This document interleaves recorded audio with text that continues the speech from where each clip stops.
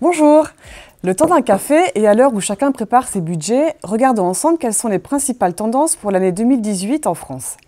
Après une année 2016 que beaucoup préfèrent oublier, les taux d'occupation sont à nouveau orientés à la hausse jusqu'au mois d'août 2017, avec des pics notables en janvier et en avril, ainsi que pendant la période estivale.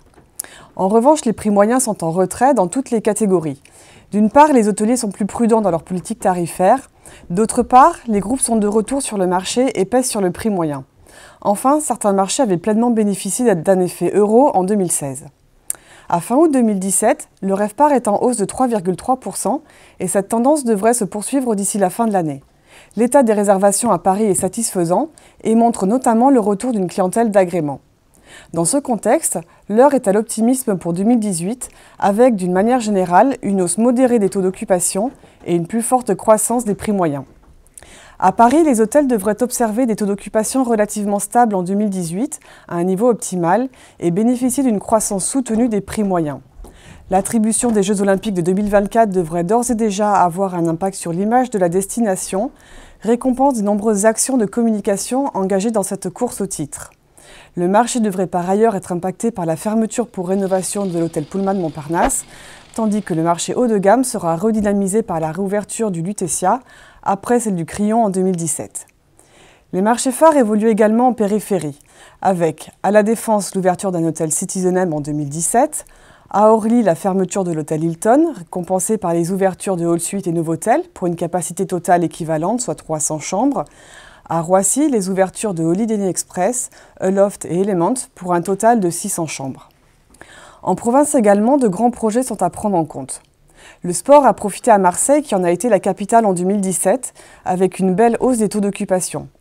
Le marché devra notamment intégrer l'arrivée du groupe NH en 2018, avec un NH Collection sur l'avenue de la Canebière et un Now sur l'hôtel Palm Beach. Toyoko Inn devrait également faire à Marseille sa première ouverture sur le marché français.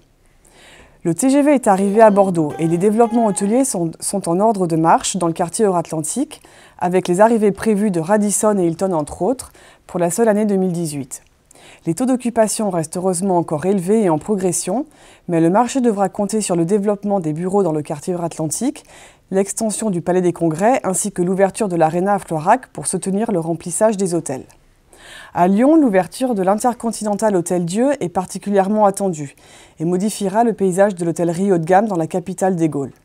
En parallèle, les travaux de rénovation et d'extension de la gare de la Part-Dieu et de son quartier débuteront courant 2018, avec notamment les travaux de la tour Toulion qui rouvrira en 2020 avec une offre hôtelière reconfigurée. 2016 et 2017 auront été d'excellentes années pour l'hôtellerie toulousaine.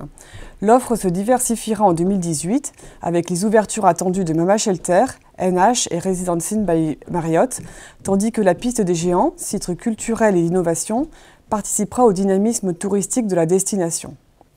À Strasbourg, le marché aura été dynamisé en 2017 par Rocco et Boma, qui pourront bénéficier d'une période de stabilité de l'offre avant les développements hôteliers du Wacken à l'horizon 2020.